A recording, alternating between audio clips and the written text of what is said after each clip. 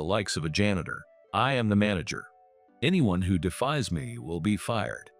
Dressed in an expensive suit, Nathan placed a dirty rag on my head, laughing loudly, then immediately looked down at me with cold eyes. Bring Mr. Nelson here immediately. My calm words changed the atmosphere in the office in an instant. Megan approached with some documents in hand, and a security guard also appeared. All the evidence was gathered, and the time had come for Nathan's tyranny to end. It was about to be revealed. As a hands-on leader, it was finally time to stand up and protect the future of the company. My name is Stephen Owens, 41 years old. Today, as always, I started my cleaning job at 6 a.m. before the sun had risen. I carefully wipe down desks, sweep the floors, and meticulously clean the restrooms. This is my daily routine. Hey, Tyler, you're here early. Oh, Stephen, I wanted to come in early and organize some documents. I called out to Tyler, a new employee who was reviewing a business proposal at his desk. Tyler just joined the company in April. He's serious and hardworking. Under Nathan's strict guidance, I've often seen him coming in even on his days off. As I picked up a management magazine and started reading articles on business analysis and data, Tyler looked at me curiously. Stephen, do you read management books? Yeah, I need to keep up with what's going on in the company. Just then, I sensed someone approaching. Good morning, Stephen. I turned around to see Megan, the president's secretary, smiling gently. We've known each other for about 3 months. You're here early again. You really help us out. It's nothing special, just doing my job. As a janitor, I rotate every 3 months. This is the 53rd company in the corporate group that I'm investigating. To hear the voices from the field directly, I keep my position as chairman a secret. When I glanced over at Nathan's desk, I noticed he had already arrived. Nathan always shows up at around 7:30 a.m., busily organizing documents. Today, too, he was struggling with a pile of receipts. As I headed to the security room, the usual guard greeted me. Thanks for your hard work. You're early as always. Yeah, the atmosphere here is nice. The employees are good people. That's true, but recently there's been a lot more overtime, which worries me. I replied, yeah, and left the security room. As sunlight started to filter into the office, more employees began to arrive. Tyler was focused on his documents, while Megan was gracefully brewing coffee. As I put away my cleaning tools, I quietly observed the company's activities. I could hear the sound of the shredder, and Nathan was hurriedly disposing of documents. Though his behavior was concerning, I decided to stay cautious for now. I have noticed Nathan's unusual behavior over the past 3 months, but now is not the time to act. Having finished wiping down the desks, I completed the restroom cleaning. The morning sun, streaming through the windows, reflected off the polished floor. A new day was about to begin. At 9 a.m., shouts echoed from the meeting room. Nathan was harshly reprimanding Tyler. How many times do I have to tell you? This proposal is useless. The door opened, and Tyler came out carrying his documents, his face pale and hands trembling. After finishing the desk cleaning, I quietly approached him. Tyler, how about a cup of tea? In the break room, Tyler accepted the tea with shaky hands. The proposal placed on the desk was marked up with noticeable red scrawls. It was probably written by Nathan. In a small voice, Tyler began to speak. Stephen, is my proposal really that bad? Let me take a look. Reading through it, I noticed his flexible approach and solid data analysis, typical of a young talent. Nathan's criticisms were off the mark. Nathan told me to come up with improvements by the end of the month, but I have no idea how to fix it.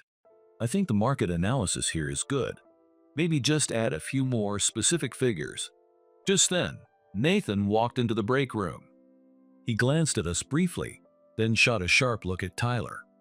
Still wasting time here? Hurry up and fix it. Startled, Tyler quickly gathered his documents and returned to his desk. Nathan turned to me, looking down coldly. A janitor has no business sticking his nose in. Just focus on your work. He said that coldly, then bought a coffee from the vending machine and left. By early afternoon, Tyler was still at his desk, immersed in revising his proposal without even taking lunch. Next to him, Nathan was enjoying an expensive-looking lunch while chatting with his subordinates. Peeking into Nathan's drawer, I noticed a pile of receipts. Megan quietly placed a rice ball on Tyler's desk. Tyler smiled gratefully at her thoughtful gesture. At 3 p.m., yelling erupted from the meeting room again. This time, a new employee had become Nathan's target. Then, another employee was called in, and the harsh reprimands continued. Nathan's behavior has been strange lately. He's particularly harsh on the younger employees. Yeah, do you know why? Overtime has shot up since last month, and there's been a lot of shredding. I see. Thanks for letting me know. After thanking the security guard, I returned to my work. As 5 p.m. approached, the office started to grow dim. Tyler was still at his desk, wrestling with the proposal. Nathan seemed to have left for the day. Tyler, it's already past quitting time. Did you file your overtime request? No, it's hard to bring it up with Nathan. I noticed Megan heading to the president's office, seemingly to make a report. As I passed by Tyler's desk, I noticed he was staring at the screen with a tired expression. There was no stamp on his time card. When collecting the end-of-month trash, I realized that the amount of shredded paper was unusually large. Carefully gathering it, I noticed traces of shredded receipts. I took out my phone and quietly started recording. Nathan's behavior, the unnatural handling of receipts, and the excessive reprimanding of young employees. Everything must be connected. The next morning, Tyler arrived with dark circles under his eyes. On his desk lay the proposal he had stayed up all night revising. Nathan walked into the office with a proud look, wearing a new tie. He slammed Tyler's revised proposal onto the desk. In the quiet, early morning office, his angry voice echoed. How is this supposed to be an improved proposal? Your data analysis is sloppy, and the market research is shallow. Do you really think this is good enough? Tyler, may I see that proposal? What now? A janitor meddling again. Just stick to cleaning. Excuse me, but this data analysis is accurate. In fact, it's an excellent proposal that leverages the company's strengths. I picked up the proposal and pointed out the key elements. The method of calculating market size, comparative analysis with competitors, and the feasibility check, all of it was on point. Especially this part. The method for acquiring new customers is realistic, and the first-year sales forecast uses conservative figures, making it highly achievable. What would a janitor know? The basics of business analysis are not just about theoretical numbers. It's about reflecting the voices from the field. Tyler's proposal clearly embodies that perspective. I took out a business magazine and presented the latest market data. Nathan's expression stiffened slightly. According to this industry magazine, Tyler's market forecast is highly accurate. Actually, what concerns me more is your company's accounting practices. What are you talking about? Megan, who was on her way to the president's office, paused and listened to our conversation. Since last month, overtime has spiked, and there's been an unusual increase in expenses, particularly entertainment costs. Tyler looked at me in surprise. The security guard was also watching from a distance. You wouldn't know a thing about running a company. Don't bother coming in tomorrow. You're fired. Is that so? Then let's take a closer look at the expense details. I took out my phone and played back the recorded conversations. The evidence revealed Nathan's abusive remarks toward younger employees, forced unpaid overtime, and hints of inflated expenses. I turned to Tyler. Tyler, have you been properly submitting your overtime requests? No, it's hard to bring it up with Nathan. This needs to be reported to Mr. Nelson. Hearing our conversation, Nathan's attitude suddenly changed. No, it's a misunderstanding. I was only doing it for the company. For the company? Really? I've checked your desk and the shredded documents, and everything has been verified. Megan had already reported the situation to the president. It was only a matter of time before Mr. Nelson summoned him. Tyler, your proposal is more than adequate. In fact, it's exactly what the company needs. I hope it gets implemented. Stephen, thank you. Nathan tried to leave the office, but at the entrance, he ran into the security guard. Nathan, I've been hearing the shredder a lot lately. I pressed on as Nathan hesitated. I also confirmed with the accounting department.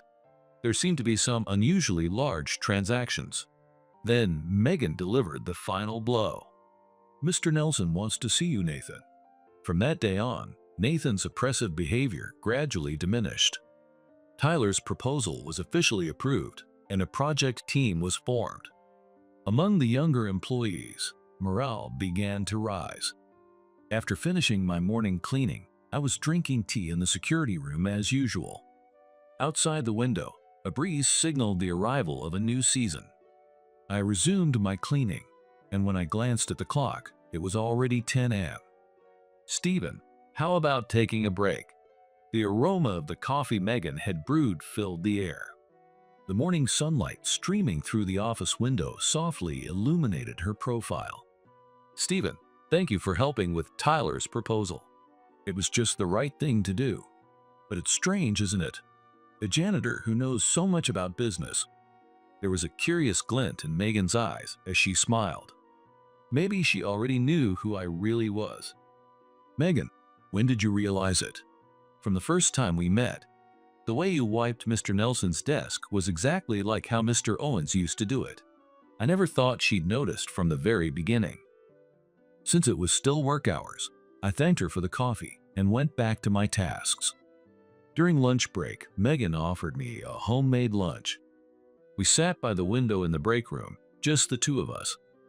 Actually, I knew of Mr. Owens since my student days. I often interviewed you as a junior member of the journalism club. Oh, I remember. I was quite a bold student back then. Not at all. You already showed signs of being a great leader, especially your dedication to the field. As I took a bite of the omelet, it tasted just like my mother's cooking. Megan's kindness was evident in every dish. Outside, the cherry blossoms were dancing in the wind, signaling the arrival of a new season. Sharing lunch with Megan became a routine, and our conversations gradually shifted from work to personal topics. Stephen, how about going to see the cherry blossoms this weekend? Well, but as a janitor, it might be a bit awkward to go out with the president's secretary. Just talk to me normally. Let's go together. The blossoms should be in full bloom by the weekend. To hide my blushing, I nodded repeatedly. On the day of the cherry blossom viewing, Megan appeared in a light pink dress. Under the full bloom, we enjoyed a peaceful time together. Stephen, why did you choose to work as a janitor? I wanted to hear the voices from the field directly. Numbers alone don't reveal the real situation. I admire that mindset. Megan, thank you. Her confession, carried by the spring breeze, sounded as gentle as the falling petals. One afternoon, we visited an art museum. Megan paused in front of a painting, passionately explaining its story. Her enthusiasm reminded me of her journalism days. One evening, Megan brought important documents from the president's office. They contained new evidence of Nathan's misconduct. I want to protect this company, just like you do. Your strength always helps me. I took the documents from her. As night fell, Megan remained at her desk, still working. I made her a warm cup of coffee to keep her going. Thanks to Megan's support, we managed to put an end to Nathan's reckless actions. She supports the company from behind the scenes, and she also supports me. On the weekend, we visited a seaside restaurant together. As the sun slowly sank below the horizon, Megan spoke with a calm expression. Stephen, at some point, we'll have to make our relationship public. Yeah, once everything is settled, I'll make it official. Little by little, we grew closer, and our relationship naturally began. The warm breeze wrapped around us, and the sound of the waves quietly echoed. It felt as if the future itself was giving us its blessing. On Monday morning, an unusual tension filled the office. Nathan had urgently summoned Tyler's project team. The new project that had been progressing smoothly until last week had suddenly come to a halt. What's this number? The budget has almost doubled. Who's responsible? I'm sorry, but this increase is necessary as an initial investment. Shut up. Do you think that kind of excuse will work? Nathan slammed the proposal onto the office table. As the young employees shrank back, I quietly observed the situation while wiping the desks. So, should I cut your salaries to make up for it? No one gets overtime pay this month. Megan entered the office. She tried to deliver a message from Mr. Nelson, but Nathan wouldn't listen. I'm busy right now. Come back later. Megan left the office with a troubled expression. She seemed to have discovered something important. During lunch break, while I was chatting with the security guard, Tyler rushed in with a pale face. Stephen, something terrible happened. The project budget is. Calm down, what's going on? The numbers on the documents that came back from accounting are different from what we submitted. When I checked the accounting documents, I found that the project budget had been inflated, and the difference had been recorded as a separate expense. It was the clear evidence of accounting fraud. Nathan walked by, wearing a luxurious new suit, a fresh tie, and expensive leather shoes. While cutting employees' overtime pay, he was clearly spending extravagantly on himself. In the afternoon, Nathan's angry voice echoed through the office once again. This time, his target was an employee from the accounting department. Why was this document left unattended? Handle it immediately. But Nathan, this was supposed to. Just do as I say. Megan had finished reporting to the president and quietly returned to the office. It was clear that Nathan's misconduct was reaching a point where it couldn't be hidden anymore. That evening, Nathan took a bundle of receipts from his desk and headed toward the shredder room. If this keeps up, the project will be destroyed. You are doing the right thing. It's too early to give up. Late into the night, Megan was meticulously checking the documents left on the desk. Among them were new pieces of evidence confirming Nathan's misconduct. Megan, it's already late. Yes, but I can't overlook this. Saying that, Megan went back to reviewing the documents. The next morning, Nathan appeared in the office at dawn, hurriedly disposing of documents. He looked like a cornered animal. Tyler's project team, despite being battered by budget cuts, was working hard to revise their plans. Their sincere efforts seemed to be lighting the way for the company's future. Nathan's reckless behavior finally exploded in the worst possible way. During the morning meeting, Nathan abruptly announced the cancellation of Tyler's project. This project is terminated. The budget waste is unacceptable. But Nathan, we've already made commitments to the client. Shut up. A kid like you shouldn't be squandering the company's money. A merciless slap landed on Tyler's cheek. The office froze as Nathan's verbal abuse continued. Pack your things immediately. You don't need to come in tomorrow. While the employees held their breath, I stood still, holding my cleaning tools. Then Nathan turned his fury toward me. You saw that, didn't you? Don't you dare defend this disgrace to the company. Nathan roughly snatched the rag from my hand and threw it at my head without mercy. The cold water from the rag dripped down my face, soaking my collar. A janitor like you has no right to act so high and mighty. Megan quickly rushed over and handed me a towel, her hands trembling slightly. Nathan, I will report this to Mr. Nelson. Shut up. One by one, members of Tyler's project team were called in, facing relentless reprimands. From the shredder room, the constant sound of paper being destroyed echoed through the office. This is too much. Someone needs to put a stop to it. Yeah, you're right. Shortly after noon, the accounting department raised a new allegation. In addition to budget tampering, it was discovered that a substantial amount of maintenance expenses had been misappropriated. The documents Megan brought contained definitive proof of Nathan's misconduct. Lavish spending at luxury clubs, overseas trips, and purchases of high-end brand items. All of it was processed as company expenses. Just as Nathan was about to leave the office, Mr. Nelson appeared. Nathan, I've always had doubts about your methods. Mr. Nelson, this is a misunderstanding. I was acting for the company's benefit. For the company? Destroying young talent and misusing company funds? Is that really for the company? Cornered, Nathan snapped. He grabbed the documents from the desk and threw them at Tyler. It's all your fault. You're denying my achievements. That was the moment.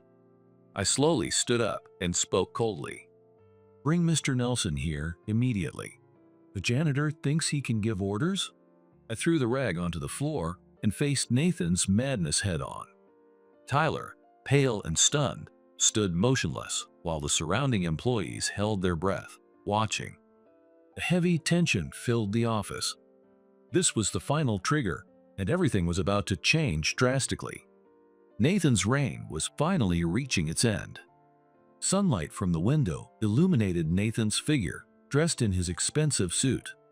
His desk was scattered with traces of his earlier reckless behavior. Scattered documents, a fallen pen holder, and the rag he had thrown at me earlier all testified to his arrogance. The atmosphere in the office instantly froze. Everyone present seemed to sense what was about to happen, holding their breath. The employees' eyes moved back and forth between Nathan and me. I stepped forward, stood in front of Nathan, and slowly pulled my ID card from my chest pocket. Under the fluorescent light, the clearly printed words became visible. I am Stephen, the chairman of the group. The color drained from Nathan's face. His throat, wrapped in a high-end designer tie, made a dry, rasping sound. What are you talking about? You're just a janitor. At that moment, Megan stepped forward. She held a thick envelope in her hand. Inside were the countless pieces of evidence gathered during the 3-month investigation, finally about to come to light. These are the records of the past 3 months' expense reports, excessive entertainment expenses, fake receipts, and unpaid overtime. All the evidence is here. Heavy footsteps approached. It was Mr. Nelson. His usual calm demeanor was gone, replaced by a stern gaze directed at Nathan. Mr. Owens, thank you for your hard work. I deeply apologize for not seeing the truth sooner. Mr. Nelson bowed deeply.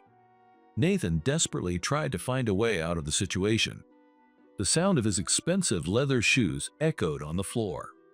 Mr. Nelson, this is a setup. The janitor is trying to frame me.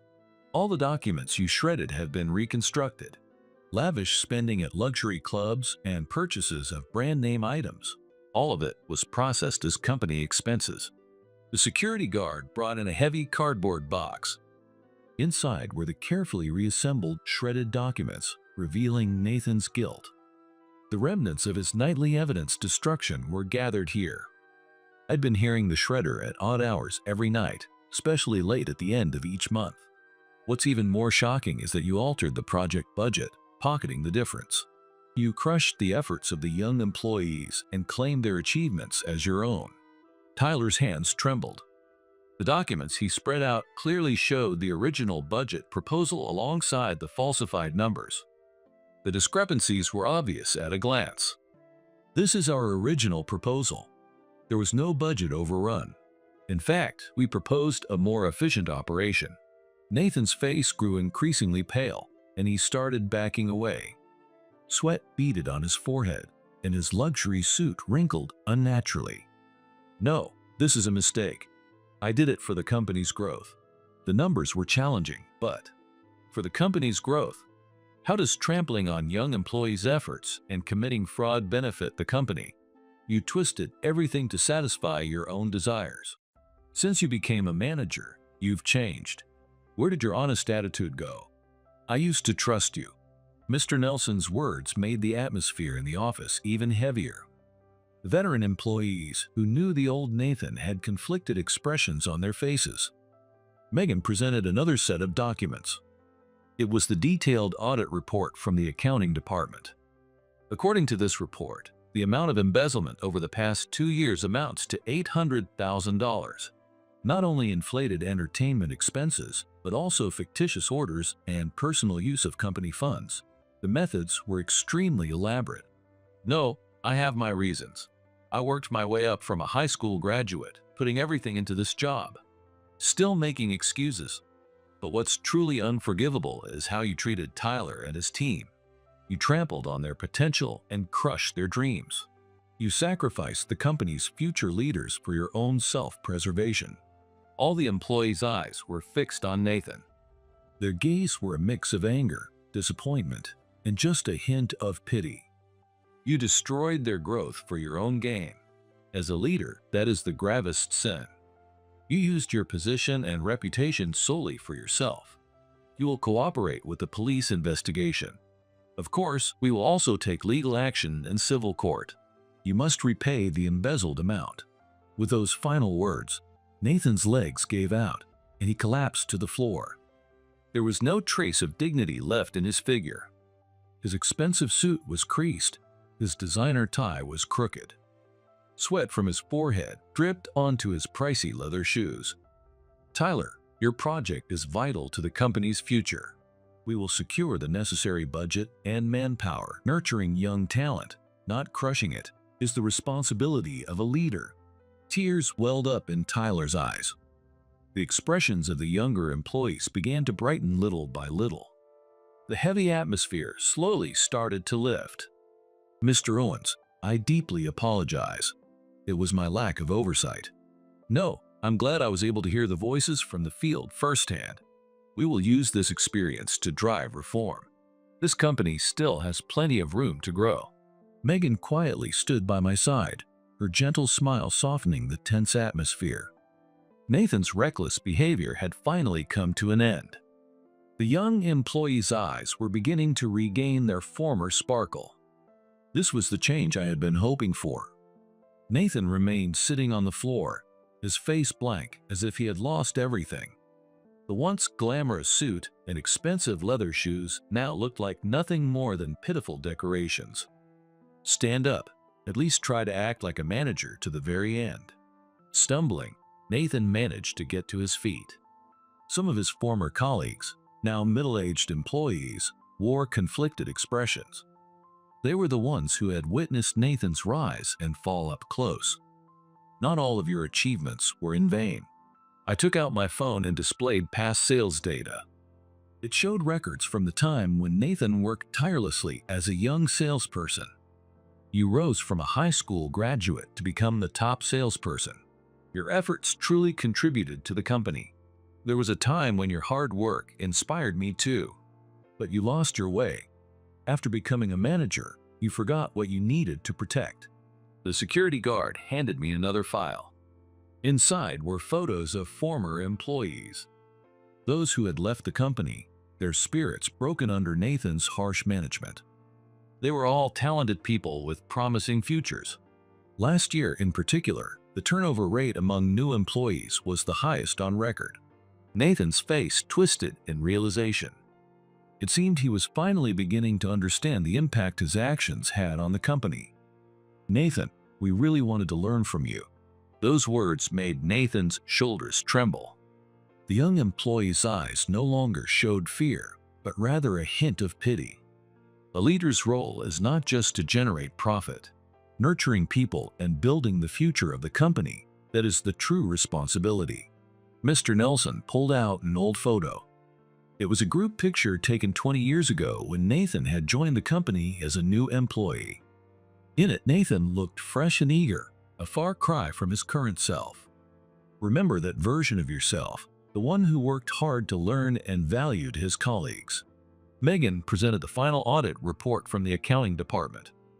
It revealed the full extent of the fraud, and the total amount was far beyond the initial estimate.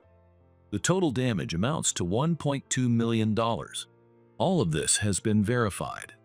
What have I done? For the first time, a genuine admission slipped from Nathan's lips. His luxurious watch ticked against his trembling wrist. You will repay the full amount and take legal responsibility. That's where your atonement begins. The atmosphere in the office slowly began to shift. The heavy tension started to give way to a sense of new beginnings. However, this is not the end. Everyone looked surprised at my words. Your experience and skills, if misused, can be harmful. But if applied correctly, they can be an asset to the company. I will give you a chance to redeem yourself. Mr. Owens, you will start over from the ground up, handling everything from fieldwork and cleaning to security, delivery, and warehouse operations. You will experience it all. Remember your roots and gain a true sense of management. Nathan dropped to his knees and bowed his head deeply. I'm sorry, truly, I'm so sorry. Tyler stepped forward and spoke to Nathan. Someday, I hope we can proudly call you manager again. We'll be waiting for that day. Hearing those words, Nathan's shoulders shook violently. Tears fell, soaking his expensive leather shoes. All right, everyone, get back to your stations. One by one, the employees returned to their desks. Megan stood by my side, her gentle smile unwavering. The company had undoubtedly begun to change. 2 weeks had passed since the incident with Nathan, and the company had regained its calm. The sunlight streaming into the morning office felt brighter than before. The expressions of the new employees also looked much more refreshed. Megan remained by my side as usual, working with the same calm demeanor. There was no longer any need to pretend to be a janitor, but her attitude toward me hadn't changed. Megan, I might be home a bit late today. All right, I'll have dinner ready around 7 p.m. Since last week, we had started living together. Our home was on the top floor of a high-rise apartment building. From the windows, we could see the entire cityscape. Every morning, I woke up with the sunrise, and the aroma of Megan's coffee marked the start of the day. Good morning, Mr. Owens. Good morning, Megan. Tyler greeted us with a cheerful smile. He was now leading the project team, guiding the younger members. Do you have the materials ready for today's meeting? Yes, we all stayed up late to get it done. Another all-nighter? Take care of your health. Blushing slightly at Megan's concern, Tyler gave a shy nod. Her kindness had a positive effect throughout the entire company. During lunch, Megan opened a homemade lunch.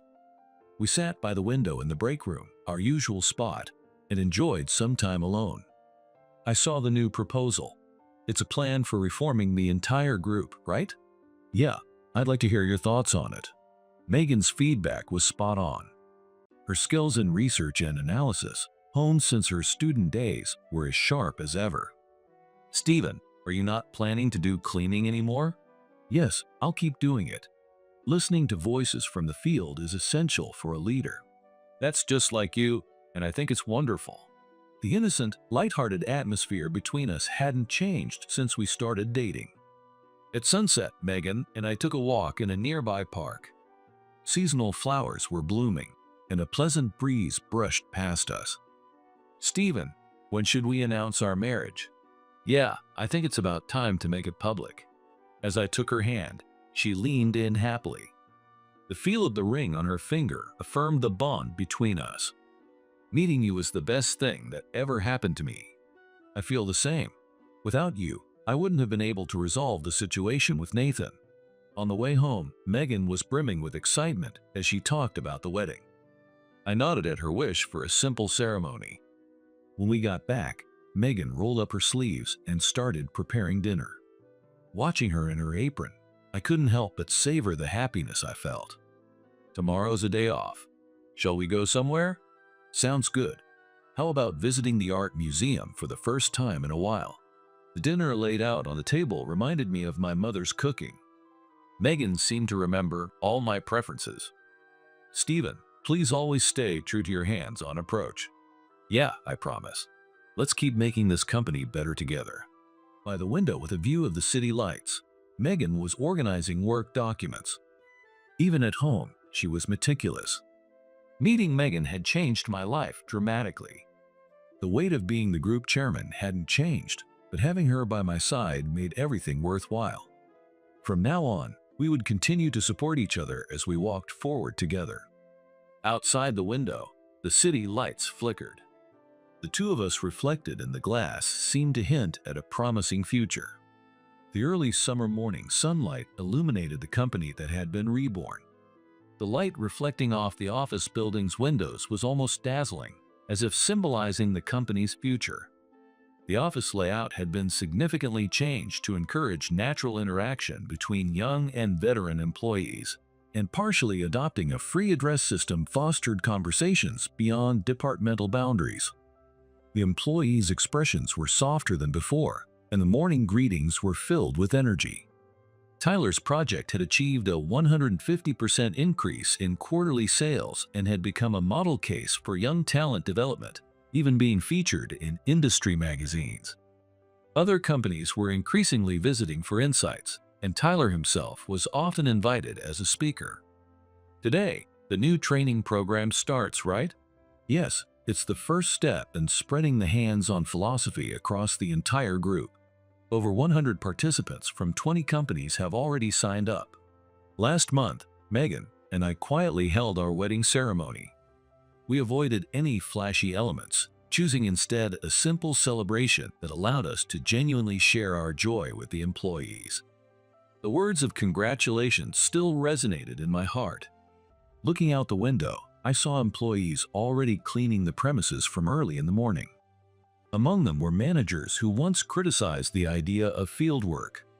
With the new policy requiring all managers to do field work once a month, the atmosphere in the company had undeniably changed. In the training room, Nathan stood in his work uniform before the new employees. 6 months of hands-on experience had changed him from the inside out. Once obsessed with luxury brands, he now worked confidently in his uniform. He never missed his 5 a.m. shift and led by example with his dedication to cleaning.